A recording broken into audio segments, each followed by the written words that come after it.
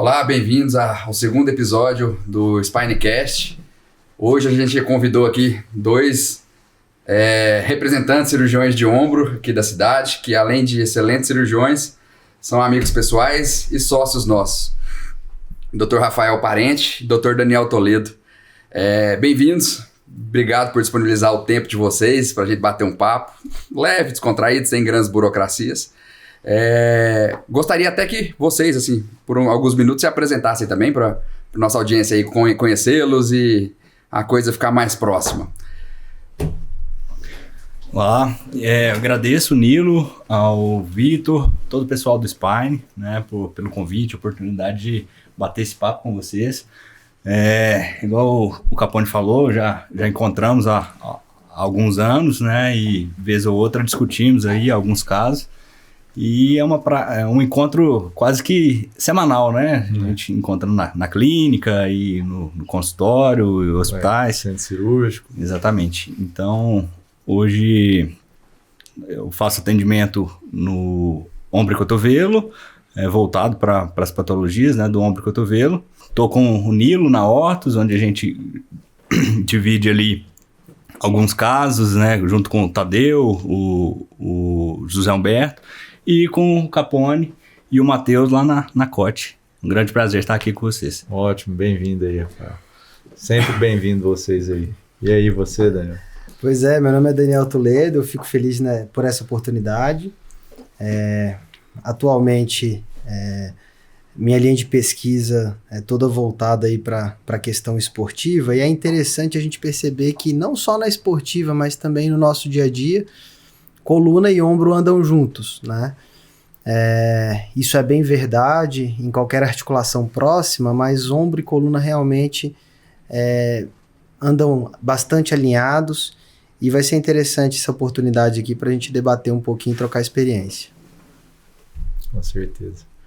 Isso aí, a ideia foi justamente essa, né, Capone? A gente ter esse bate-papo porque a gente do lado de cá, como especialista de coluna, vê isso no consultório, né? Aquele paciente que chega com uma queixa que você fica, e aí? E agora? É ombro ou é coluna? E vocês do lado de lá, né? E muitas vezes a gente tem um paciente que tem uma situação que é cirúrgica na coluna e é cirúrgica no ombro e fica ali um embate agora, o que faz primeiro, como que leva isso, né? Então a ideia hoje é a gente passar por todo esse contexto, desde a hora que a gente recebe o paciente aí, até a hora que a gente finaliza o caso. E a gente quis contar aí com a presença de vocês, que a gente sabe que está aí na mesma pegada que o Spine, né? Tentando, desbravando aí e crescendo, né? Então, para a gente é uma honra muito grande ter vocês aqui junto com a gente. E eu que agradeço a oportunidade.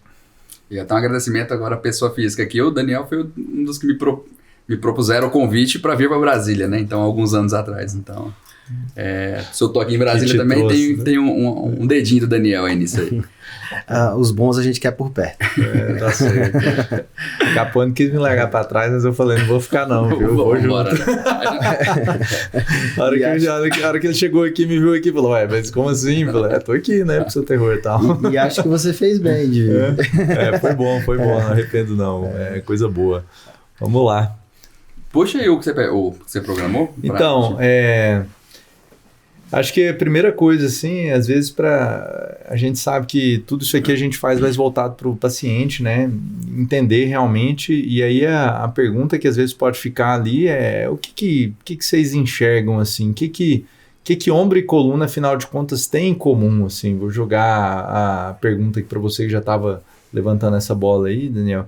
Mas, assim, o que ombro e coluna tem em comum para você, assim? Eu acho que o atleta ensina muito pra gente, né? Então, vamos pegar o atleta como um exemplo, mas trazendo também para o paciente do dia comum, né? A cadeia cinética e o movimento, ele nunca é exclusivo de uma articulação só. Então, se você pega o movimento do atleta ou o movimento da pessoa normal se levantando da cadeira nas atividades do dia a dia, você não consegue desconectar uma articulação de outra.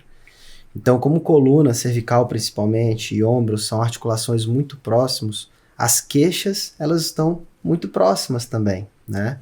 E talvez por isso, um dos grandes motivos dentro da nossa especialidade, a gente começar a avaliação pela coluna no exame físico, ela é importante. É algo que é apresentado para a gente na nossa escola, na nossa formação, mas que depois que você começa a entender o objetivo disso, você vê que faz sentido. Então, não tem como você dissociar ombro de coluna, principalmente porque são articulações muito próximas e que para movimentar uma articulação, você precisa movimentar a outra. E da mesma forma que funciona no quadril, no joelho e na coluna lombar. Uma patologia, geralmente, do quadril, ela vai influenciar a coluna e vai influenciar o joelho. Da mesma forma que uma patologia do ombro, você vai ter dor irradiada para cervical e muitas vezes cotovelo também, né? Gerando sobrecarga. Então, esse papo aqui tem tudo a ver, né? Eu concordo. O que você acha aí, parente? Então, Nilo, quando você citou na dificuldade, às vezes, de fazer um diagnóstico diferencial, ou até mesmo quando são patologias diferentes e a hora de fazer uma abordagem ou na coluna ou no ombro, qual que seria feito primeiro, eu acho que a gente tem como desafio 2 grandes grupos. Esses casos em que o paciente realmente tem um diagnóstico ali de alguma patologia da coluna e concomitante ele tem alguma alteração de ombro e cotovelo, né? Onde é feito, já está fechado aquele diagnóstico com conduta e tudo, que um dos desafios é exatamente esse, saber qual o momento de intervir, como intervir, e se a gente aborda primeiro a coluna, qual que é o posicionamento, o tempo de recuperação, ou se a indicação seria mais de uma visão inicial para a parte do ombro, né? Agora, a grande dificuldade que eu vejo no dia a dia do consultório ali são os casos em que a gente precisa fazer um diagnóstico diferencial, né? Onde esse paciente ele tem aquela queixa de uma cervicobraquialgia, uma dor no pescoço que irradia para o ombro, e muitas vezes o exame de imagem que a gente conta aí de excelentes exames hoje em dia, mas ainda assim ele não fecha aquele diagnóstico para falar, olha, seu problema é esse, nós vamos resolver da seguinte forma, né? Então acho que o grande desafio diário nosso é exatamente esses casos em que fica aquele diagnóstico meio aberto, onde não se tem certeza se aquela queixa do paciente é da coluna ou se ela está exclusivamente ali do ombro. E uma coisa que eu não sei se vocês têm essa percepção também em consultório, que eu noto cada dia mais, eu que só mexo com coluna, né, e vocês só mais com a parte de ombro direcionado, mas a gente hoje em dia não pode e não consegue ficar tão refém só do exame de imagem, né, porque muitas vezes tem falsos positivos. Então, assim, a gente vê ali um exame de ombro que chega pra gente na nossa mão, que mais foge da nossa prática diária. Às vezes um paciente tem ali uma lesão de manguita, a gente está dando uma importância muito grande e às vezes aquilo ali é só mais um achado de exame. Então, por isso que muitas vezes a gente precisa assim, até da opinião do especialista para filtrar nessa parte, né? E o contrário acontece também, né? Às vezes o paciente já vem com um diagnóstico fechado de ombro, aí alguém pede ali uma imagem, ele vai pegar uma segunda opinião, às vezes com uma pessoa que não está tão por dentro, pede uma imagem da coluna e aí, por coincidência ou azar do paciente, tem uma alteração na coluna que condiz exatamente com o mesmo, que pode ser condizente com o mesmo sintoma, né? E aí essa é uma dificuldade, porque é justamente isso, né, que a gente está falando aqui. Às vezes o paciente chega no consultório e fala assim, aí você pergunta se tá, mas onde dói? Aí ele vai e põe a mão aqui. Na hora que ele põe a mão aqui, aí você fala, tá. Terra de ninguém. E agora, né? Porque aqui, escápula, trapézio, pode ser coluna, pode ser ombro, e aí a gente vai tentando achar um sintoma ou outro. Essa é a grande dificuldade. E nesse momento eu vejo tanto que é importante a gente ter colegas que a gente confia perto, né?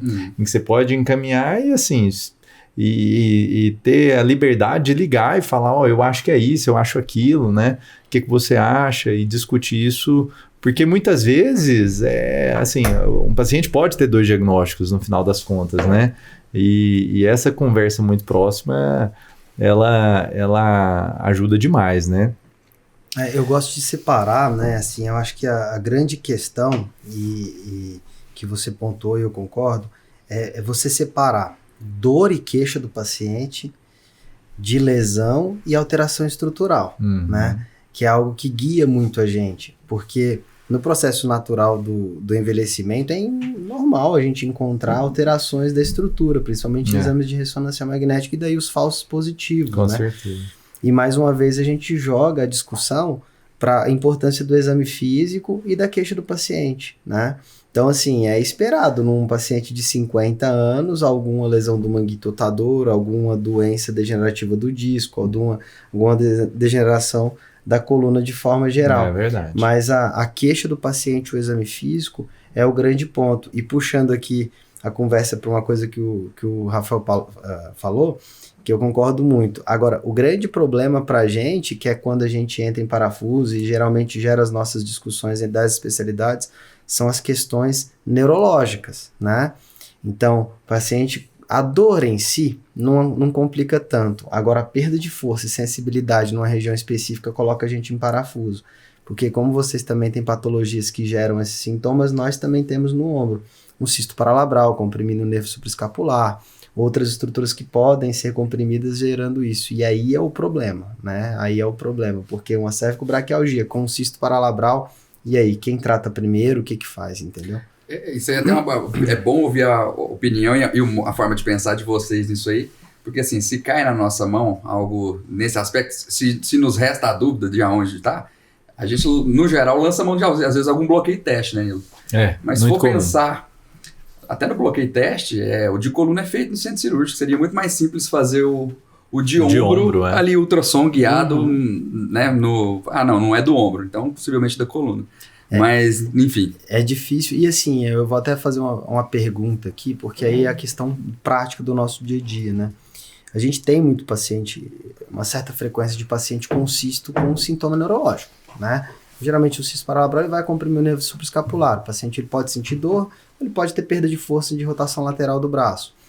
E no caso de vocês, porque começa a gerar questionamentos também, de onde vem essa força? Será que o problema é cervical, alto? O que será que está acontecendo? Como que vocês abordam a importância da eletroneuromiografia para esse caso? Porque é um exame que é complicado, né? A veracidade dele, você adotar uma conduta cirúrgica ou não por um exame como esse é complicado. Vou te contar a minha experiência, depois a gente discute um pouco. Assim, eu te conto hoje. Hoje eu peço muito pouco eletroneuromiografia. Justamente por quê? Porque por ter alguns falsos positivos, por ser um exame muito examinador dependente, então, assim, eu peço quando eu estou suspeitando, quando tem alguma dissociação clínica radiológica muito discrepante. Mas, em linhas gerais, não é tanto um exame que eu me agarro a ele para definir uma conduta.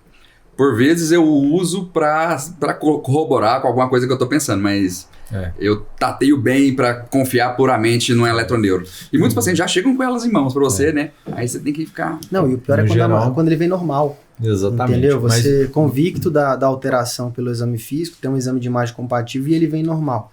Mas no geral mesmo, quando você vai... É justamente isso que o Capone falou. No geral mesmo, quando você vai pegar aí os principais tratados mesmo de coluna, estudos, assim, o exame de eletroneuromiografia, você tem que ter uma cautela com ele. Ele é um exame que a indicação dele mesmo... Ela é bem pontual na coluna e ela surge nos momentos em que existe a dúvida. Ou seja, você já fez um exame, colheu uma história clínica completa e um exame físico completo, que muitas vezes já vai... É o que ajuda, na verdade, a elucidar a maior parte das vezes. Você tem um exame complementar de imagem padrão ouro, que é uma ressonância no geral, que colabora com aquilo e ainda assim te surge a dúvida. Aí sim... A eletroneuromiografia feita com alguém que eu confio, ela vai ajudar. E mesmo assim, em alguns casos em que a gente tem a dúvida, a gente acaba lançando mão de bloqueio teste, igual o Vitor falou. A gente faz bloqueio seletivo de raiz, né, que é a infiltração do centro cirúrgico. Você faz uma infiltração só naquele nervo, só naquela raiz, especificamente naquela raiz. É uma infiltração, você já avisa para o paciente. Esse bloqueio não é para melhorar a sua dor inteira, é para tentar ver como que vai ser a sua resposta com essa infiltração, na verdade, confirmar ou não.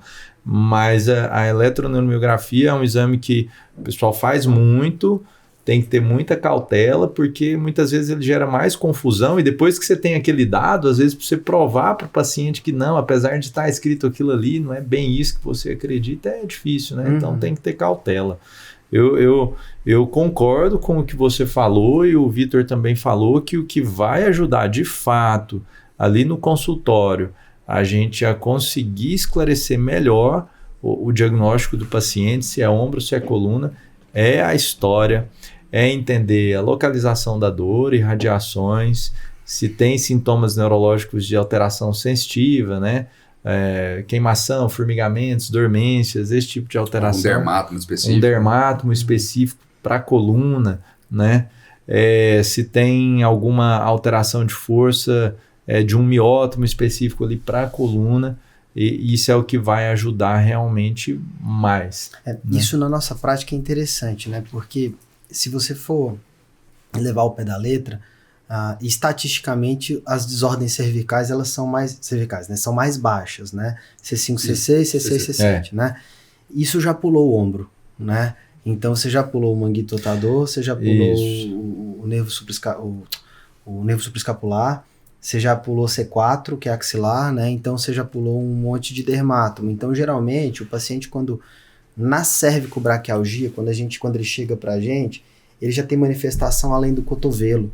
Então, assim, é algo que ajuda a gente, né, assim, a interpretar, porque se o paciente ele tem uma dor, né, com perda de força, um sintoma bem localizado em ombro e deltoide, isso pode ser uma informação que seja útil para vocês sabem disso, né? Muito provavelmente ele já pulou, a não ser que seja uma desordem de C4, não sei, estatisticamente... Não, mas aí aí assim, é até bom, por isso que essa troca de ideia é legal, né? Porque é até importante, porque vou dar um exemplo de algo que não é na cervical para te ajudar a entender melhor o que eu vou falar aqui.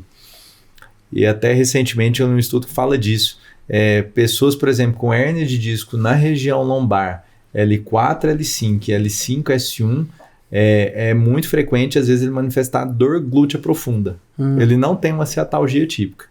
Ele tem uma hérnia L4, L5, L5, S1 e ele tem uma dor glútea profunda. E às vezes fica batendo em cima de síndrome do piriforme, mas ele tem uma hérnia compatível com aqueles sintomas. Você vai lá, faz um bloqueio teste, faz uma dissectomia por vídeo, o paciente melhora.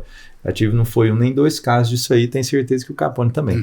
E no ombro acontece, e na coluna cervical, é aí que a gente fala, que a gente acaba precisando do especialista em ombro ali, que a gente confia, porque não é incomum o paciente ele ter às vezes uma compressão ali de raiz de C6, e tem uma dor no trapézio que desce paramedial na escápula ali, né? Assim, desce no trajeto da escápula e fica meio ali, não chega aí pro braço de uma maneira muito típica. A medicina nem sempre respeita o livro, né? Então, impressionante isso, como que acontece. É engraçado isso, porque também na prática a gente percebe, né? Assim, o grande... que é a terra de ninguém, né? Que é quando é no trapézio também, né? Trapézio. Porque a dor de manguito ela é muito característica. Dor noturna, dor no movimento, limitação de atividades acima da cabeça. Ela é bem característica. A gente tá falando aqui de patologias mais recorrentes, né? Agora a gente fica bastante perdido, isso também já acontece com certa frequência, é o paciente com queixa de dor e perda de sensibilidade na região de trapézio. Então qual que é o problema? Será que é nervo acessório? Entendeu? Eu já tive caso de ter que investigar nervo acessório, nervo torácico longo, enfim, em busca de outras. Essa é uma parte que realmente aí da gente vai para vocês. Aí é bom a gente ter uma opinião para saber o que está acontecendo. E eu acho que para nós, na nossa rotina ali, como a gente trata muito tendão, muito ligamento, lógico que tem também a parte neurológica, mas é um exame físico mais claro, né? Eu falo muito com os pacientes que às vezes eles chegam, tô com uma dor que toma o braço todo. É uma atenção que a gente precisa ter, porque ele tem uma lesão do manguito, até com um diagnóstico, essa lesão do manguito não vai causar essa dor irradiada abaixo do cotovelo, né? Ele pode até ter uma epicondilite associada, alguma coisa, para justificar ali a dor do ombro e a dor do cotovelo e de todo o braço, mas as patologias nossas ali do dia a dia, a dor ela fica mais concentrada e é mais fácil de localizar. Então, você lembra de uma paciente que eu te encaminhei esses dias? Lá na Horta? Sim. E ela tinha isso, né? Ela tinha uma epicondilite, tinha um negócio no ombro. Tava com suspeita de uma capsulite adesiva. E tava com a dor absurda no braço inteiro quando ela chegou pra mim. Eu falei, não é possível, essa dor intensa desse jeito. Só que assim, ela tava com uma dor tão intensa que dificultava muito até o exame físico. Então a gente meio que não conseguia contar com essa parte para ajudar no diagnóstico. Do tanto que a dor dela tava forte, você fazia medicação e não melhorava. E aí eu peguei a coluna dela, fiz a ressonância e tal, examinei, ela foi lá no consultório, reexaminei ela de novo e tal, falei assim, não descartei, mas falei, quero que você vá no especialista em ombro, mandei pro Rafael. Aí bateu lá, aí acho que ela já tava melhor também, o Rafael conseguiu examinar melhor, fechou e era ombro. Né? Na verdade, essa paciente, ela tinha um perfil de uma dor miofacial, porque ela chegou exatamente com esse quadro. Exame físico difícil, a gente não conseguia fazer nenhum teste provocativo pela dor dela, tentando fazer uma amplitude de movimento passiva e ela com muita rigidez mesmo, até que foi onde que eu suspeitei de um quadro, uma capsulite adesiva, uma tendinopatia calcária, alguma coisa assim, que estaria dando aquele quadro bem agudo, né? E ela retornou com o exame, uma tendinopatia, uma bursite, que não é compatível com o quadro que ela estava apresentando, né? Então, assim, pode ter uma característica, às vezes, miofacial, ela tem um componente também com doença reumatológica, né? Mas o exame físico dessa vez é complicado porque paciente com muita dor, né? Que não conseguia cooperar ali com os testes provocativos. E aí, assim, a gente já discutiu bastante sobre essa questão do que colabora, né? O que dificulta, o que tem em comum. Mas tem algum sintoma, assim, que, poxa, quando acontece isso aqui, aí... ou uma doença que quando você vê essa doença é a que mais comumente gera dúvida para vocês do ombro. É uma doença que vocês pegam com mais frequência, que dá um sintoma com mais frequência, que quase sempre vocês precisam, ou com uma boa frequência vocês precisam da opinião de algum especialista de coluna?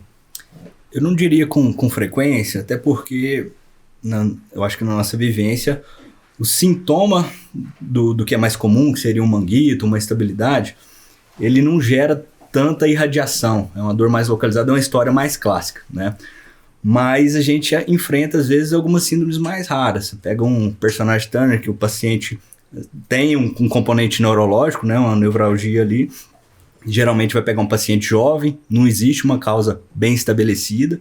E quando você vai avaliar o paciente, ele tem dormência, tem formigamento, né? Às vezes o exame de ressonância dele não dá, nada muito compatível. Então, isso às vezes é um caso que fica ali entre ser alguma coisa do ombro, a gente, por ter esse componente neurológico, pensaria ali em alguma coisa de coluna. Então, a sorte que é um quadro mais raro, não é comumente o consultório, mas é uma coisa que geralmente geram... Na minha rotina, o grande divisor de águas que me dá muito trabalho, assim, tá relacionado ao ombro do atleta arremessador, né? Então, o atleta que pratica esportes como voleibol, como beisebol, como basquete, como tênis também, natação, o que gera muita dúvida, e isso já acaba sendo uma rotina para mim, seria o caso do atleta que pratica esportes de arremesso e que vem com atrofia importante, periescapular e com dor. Esse é o grande problema, porque é frequente você ter atrofias isoladas aí de infraespinal, ou às vezes de supraespinal, é bem frequente nessa população. Geralmente causa uma discinesia escapular importante, que leva a dor no ombro também, e diversos estudos já comprovaram, inclusive minha tese do mestrado também achou associação estatística entre cinesia escapular e lesão no ombro do atleta. Então, esse é o grande problema. Esse aí, invariavelmente, a gente vai ter que dar uma olhada na coluna, né? Então, a gente vai pedir a ressonância magnética, porque tudo bem, ele pode ter uma atrofia periescapular por dor. Ele pode ter uma atrofia periescapular por um cisto perilabral, tá? Agora, é impressionante, por exemplo, como o vôlei, você tem incidência, por exemplo, de lesão por estiramento do nervo causando atrofia. E você vê uma atrofia e você não encontra, por exemplo, lesão nenhuma que justifique aquilo. Então você começa, o que será que está acontecendo? E um caso clássico também, que não é frequente, mas que de vez em quando aparece, é a escápula alada. Entendeu? Escápula alada a gente pega, às vezes, o paciente com escápula alada. E você vai ter que olhar a cervical, vai ter que pedir ajuda de alguém. Ou pelo menos aquele parecer no sentido de, veja, não tem nada da coluna. Pelo menos excluir coluna pra gente partir não daqui. Tem nada da coluna, ele é seu. Então, é uma situação bem frequente, que é o ombro do atleta, né? O ombro disfuncional do atleta. E hoje, já que a gente está falando de patologias mais frequentes, você tem esportes overhead de diferentes intensidades, mas você tem crossfit, você tem beach tênis, você tem tênis, e esse olhar para o ombro sintomático, olhando principalmente o movimento e a atrofia, ele é frequente, entendeu? Então, geralmente, a gente dá uma olhadinha na coluna para ver se não tem algo muito grosseiro. Foge um pouco da faixa etária, mas assim, qualquer alteração de trofismo, reflexo, essas coisas, naturalmente tem que excluir neuroeixo, né? Então não tem como fugir. Alguma lesão medular, alguma coisa do tipo. Mas assim, foi até uma surpresa. Por não mexer tanto com atleta igual você, de seu conhecimento, assim, pensar em atrofia desses pacientes, né?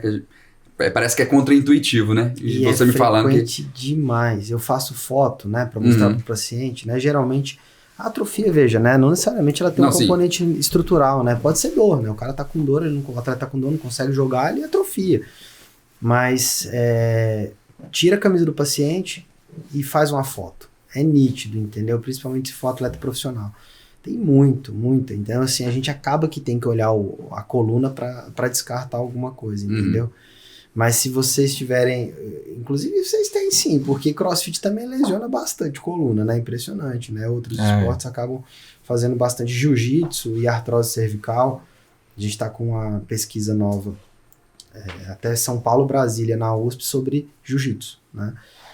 Fui convidado para essa pesquisa e a gente está olhando também ombro, mas acaba que vai ter que olhar cervical também. Porque... O que vocês têm percebido lá, só de curiosidade? Jiu-jitsu? Não sei se você pode falar, né? Inclusive, eu já operei 2 pacientes de jiu-jitsu em coluna não é muito degenerada. Assim. Jiu-jitsu, eu tive que dar uma aprofundada na leitura para essa pesquisa. É um esporte de muito contato, de muita carga, entendeu? E em posições... desfavoráveis. E o pior, o objetivo do esporte é imobilização ou finalização, né? Então você pega uma articulação e você tem que dobrar aquela articulação até o extremo, máximo. Até a hora que o atleta ele bate no chão ou ele perdeu o combate.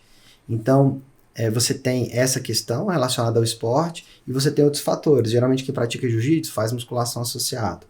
Ou então, geralmente quem pratica jiu-jitsu, aí você tem outros fatores também, que a gente vai investigar, mas uso de anabolizante, outras coisas também. Então é um esporte que demanda muito, entendeu? E principalmente em atletas mais jovens, porque o mais graduado, geralmente o faixa preta, ele já não precisa mais provar nada para ninguém. Então ele se protege mais. As lesões, elas geralmente vêm no atleta mais novo que quer mostrar serviço, entendeu?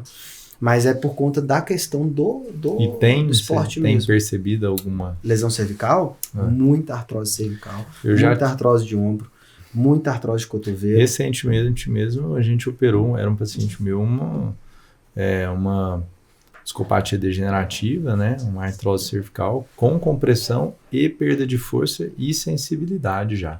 Era um quadro arrastado. Interessante, porque era um quadro arrastado e que vinha muito em torno do ombro.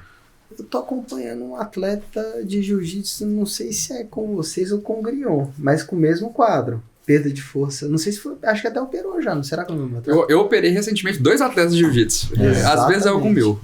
Porque é engraçado falando isso aí, né, assim, porque na área de coluna, assim, a gente até hoje não teve nada, assim, não me lembro de ler nada que faz essa inferência tão importante, assim.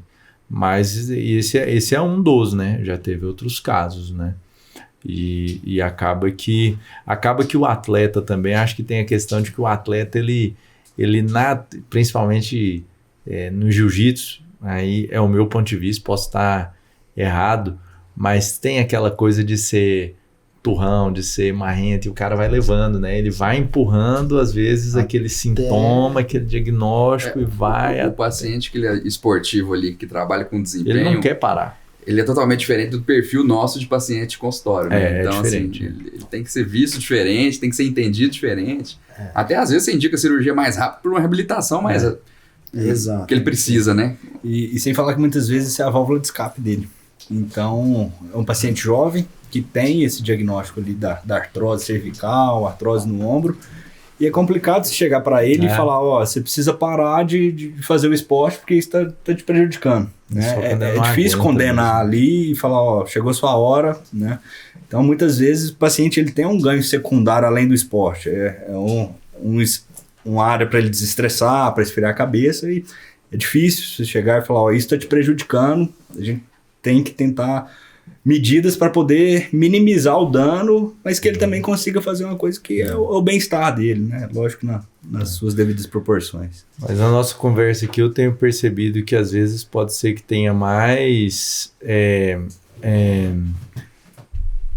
mais dúvida às vezes em relação à coluna, dando um sintoma isolado no ombro, se é ombro, do que o contrário, né? Porque acaba que coluna tem um pouco desse problema que até no popular aí, assim, coluna é aquela coisa, né? Coluna pode dar tudo e pode acontecer de Não tudo. Não sabe o que é, manda para da coluna. É mais ou menos isso, né? Então eu vi que vocês não tocaram muito no assunto, assim, por exemplo, de tendinopatias. Então para vocês no geral não gera muita dúvida, né? Então pra gente... coluna?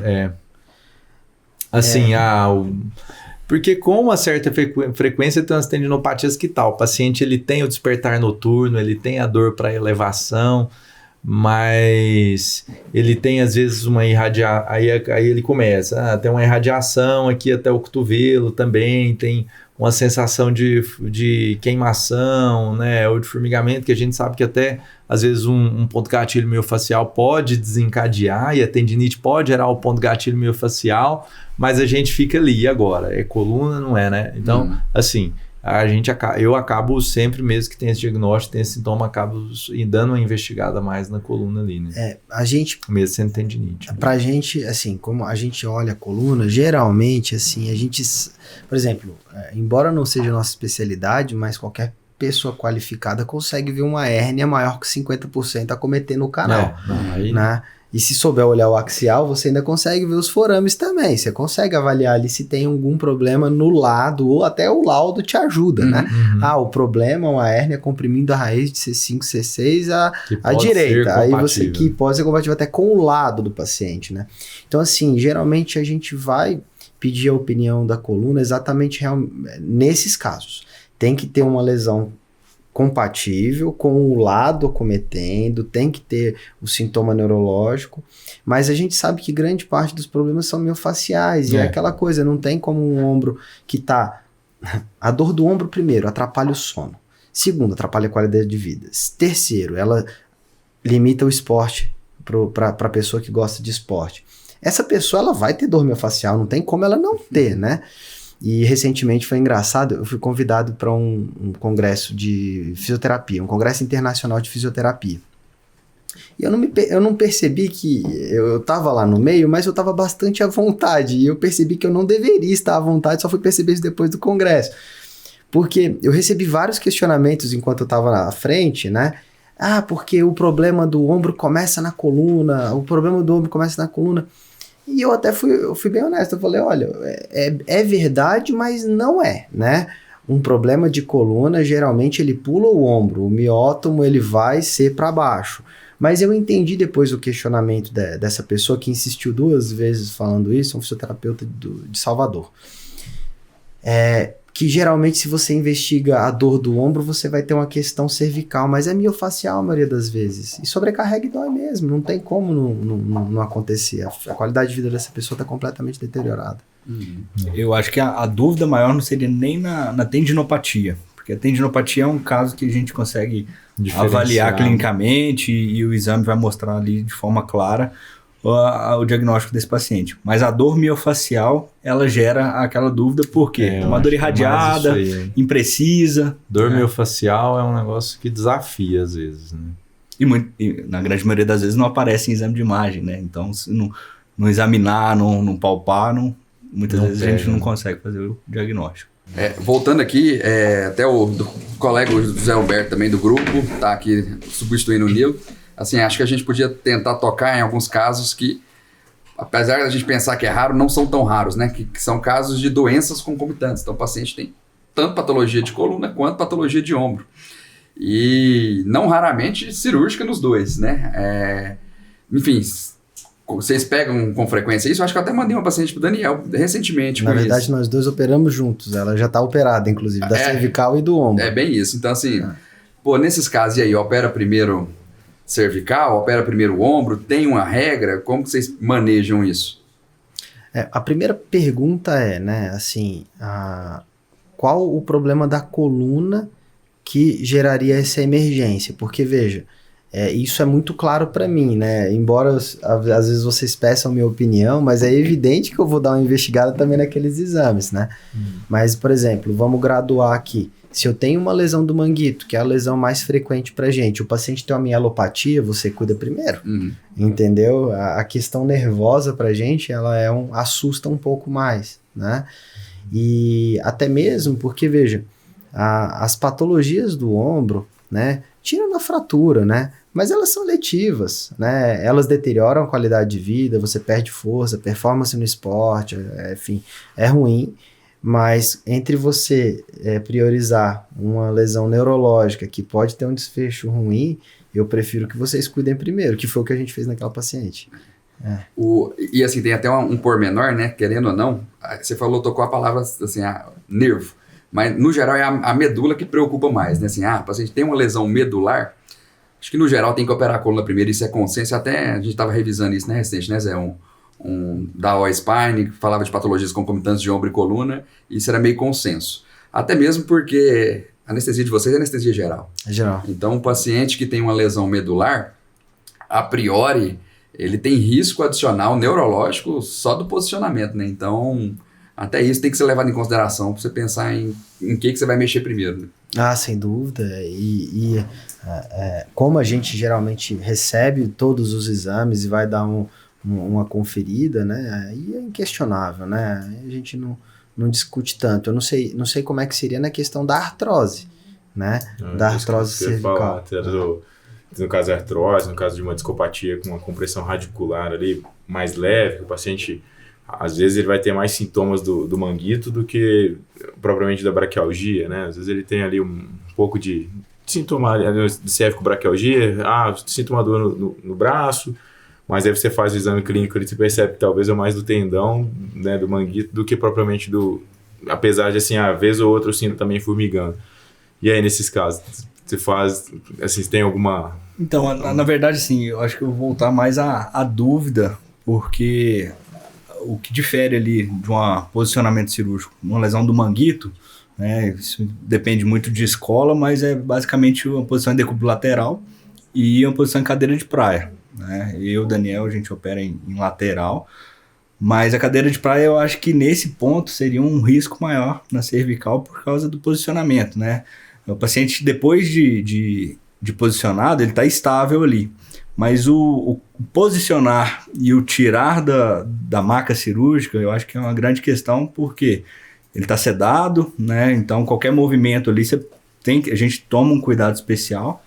A sedação ele pede a proteção, né? A musculatura relaxa, então acaba que, e às vezes na cadeira de praia o quê? Fica um pouquinho mais estendido ali, a cabeça? A mesa de ombro ela consegue posicionar bem, mas é um cuidado que tem que ter, porque qualquer movimento às vezes você pode forçar, né? E aí a dúvida é exatamente essa. Existe ali um cuidado específico no pós-operatório com relação à movimentação dessa coluna cervical? Você fala para mielopatia ou para radiculopatia? Não, um pós-cirúrgico de uma pós-artrodese. Não, depende muito da fixação, né, claro, mas assim, via de regra as fixações são bem estáveis, então... Hoje em dia a qualidade de implantes melhorou bastante, a técnica cirúrgica está menos invasiva, então a recuperação, muito raramente a gente bota colar, né, Zé? Sim, claro que foi uma lesão grave, foi um trauma que teve uma luxação, que daí você teria que fazer uma artrodese 360 e às vezes eles fazem um primeiro tempo por questões, às vezes, do paciente, né, de não ter condições de fazer já tudo de uma vez, aí fica uma complementação posterior. Acho que seria o único caso que talvez teria que ter um pouco de restrição, cuidado nesse pós, mas via de regra as cirurgias, da imensa maioria, 99%, faz uma fixação ali, fica bem estável e aí pode movimentar de tranquilo.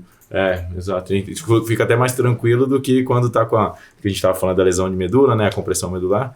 É até mais tranquilo do que quando tá com a compressão, que com a compressão você ainda tem o risco de lesão ali no transoperatório. E nesse, né, no pós, a fixação é estável, então você não vai ter risco nem pela instabilidade e nem pela compressão, porque já foi removida, né, nesse caso da mielopatia.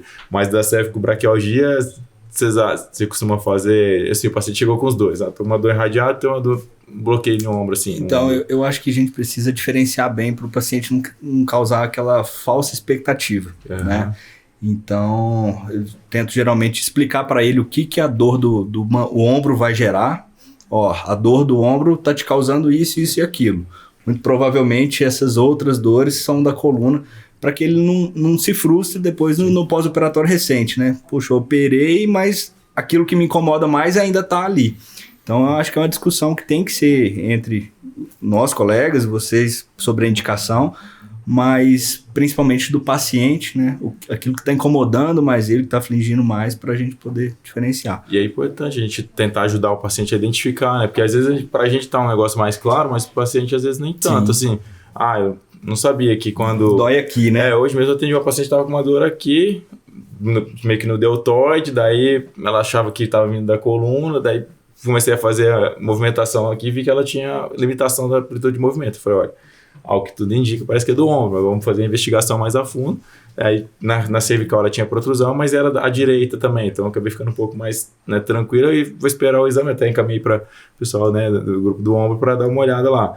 E, enfim, então, eu acho que é isso aí que você falou, acho que tem que tentar identificar direitinho o que é o sintoma, o que é o sinal e tentar mostrar para o paciente para que não haja frustração no pós-operatório de que, poxa, fiz o manguito, mas era cervical, ou ao contrário, né, fiz a cervical. Acho que nesses casos não tem muito a prioridade por não ter a lesão neurológica, você tem que ver o que... Eu acho que ainda é de vocês a prioridade, nesse caso. Eu ligo para vocês e falo, olha, depois eu acho que hoje a gente já tá ficando mais velho de consultório, a gente vai ficando mais safo também, né? Então, acho que todos nós. Então, hoje em dia, você tenta alinhar muito bem a expectativa com o paciente, né? Não adianta eu chegar nele e falar assim, vou operar sua hérnia e resolver sua dor daqui.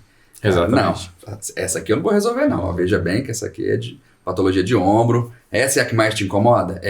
Então essa dá para melhorar. Essa patologia concomitante aqui de ombro, o colega do ombro às vezes vai fazendo um bloqueio em paralelo, se for cirúrgico, depois resolve o ombro. Porque, querendo ou não, se você não alinha bem a expectativa, gera frustração. Tanto no nosso resultado cirúrgico, que a gente não deseja, e também na expectativa do paciente, né?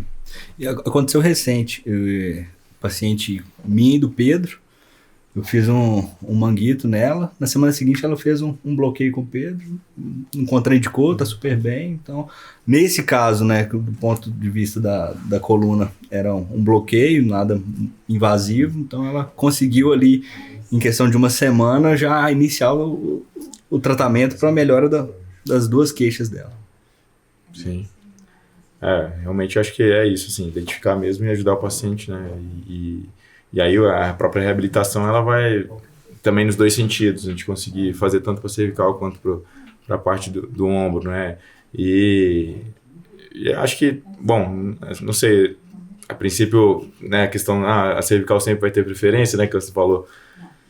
Tudo bem que é uma compressão, né, de estrutura neurológica, mas por outro lado, você não tendo um déficit motor, não tendo, assim, o que é a queixa? É dor, tá, mas vamos ver melhor essa dor, né? Porque a dor, realmente os dois casos vão gerar dor, mas um é dor de nervo, outro é dor de tendão, beleza, mas dependendo do quanto esse tendão tiver acometido, ele vai gerar uma dor muito mais significativa. Sem dúvidas, acho que a queixa vai direcionar, né? A queixa vai direcionar quem vai abordar primeiro. A gente tem isso também com o pessoal do quadril, né? Na lombar, né? E aí, faz quadril, claro que tem a questão da artroplastia, que se a gente fizer artrodese, muda ali a questão para eles da diversão do quadril. Isso, né? Mas pode luxar a prótese, se os caras fizerem uma artroplastia antes e depois a gente fizer uma artrodese lombar. Aí, nesse caso, realmente tem uma preferência, tem que ter uma ordem. A gente tem que fazer a artrodese antes deles fazerem a artroplastia, que senão acontece essa questão da luxação, né, da prótese.